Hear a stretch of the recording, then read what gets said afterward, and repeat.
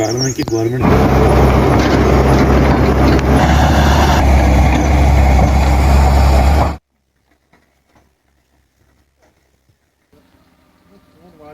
वालेकुम, मेरा नाम अब्दुल गनी है जनाब। इसमें 16 मकान गए थे जिसमें मेरा मकान भी है।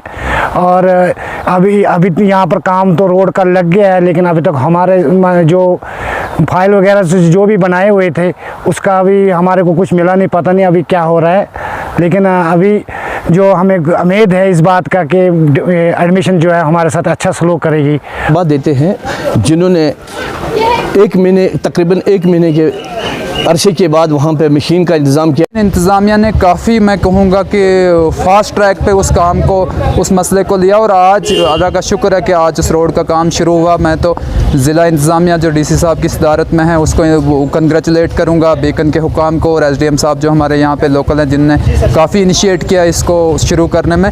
उसके साथ साथ मैं ये ज़रूर कहूँगा कि रोड का काम तो शुरू हुआ, लेकिन हमारे जो मुतासरीन थे वो अभी भी जो है वहाँ पे रोड पे खड़े, और हमने बार बार वहाँ उन दिनों भी गुहार लगाई थी और आज भी हम ये बात करते हैं कि उन लोगों के लिए कहीं ना कहीं सेफ़ अल्टरनेटिव शेल्टर्स का बंदोबस्त करना बहुत ज़रूरी है। वो लोग आज बहुत ही मसाइब से दो चार हैं, ना उनके लिए कोई रोज़गार है क्योंकि वो टोटल एग्रीकल्चर डिपेंडेंट लोग थे, या तो वो कैटल हर्ड्स वगैरह को पालते हैं या तो वो एग्रीकल्चर करते थे, उनकी ज़मीनें, उनका माल मवेशी वो सब मैक्सिमम लेवल पे ख़त्म हो गया। तो मैं ये ज़रूर इंतज़ामिया से फिर एक बार गुजारिश करूँगा कि इस सिलसिले में कुछ कंक्रीट स्टेप्स लेके उनकी रिहेबिलिटेशन का जो है उस प्रोसेस को शुरू किया जाए और जल्द अज जल्द उनको रिहेबिलिटेट करके और उनके लिए अल्टरनेटिव एम्प्लॉयमेंट सोर्सेज का भी कुछ न।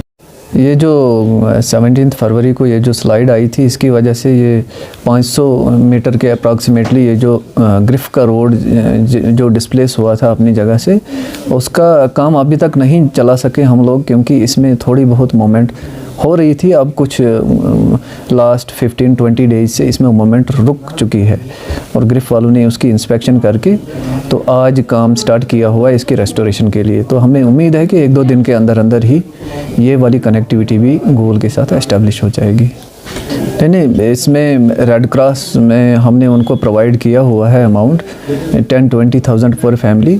उसके साथ साथ हमने टेंट्स वगैरह, राशन का भी इंतज़ाम किया हुआ है। उनके कैटल के लिए भी हमने एक टेम्परेरी शेड वहाँ पे बनाया हुआ है।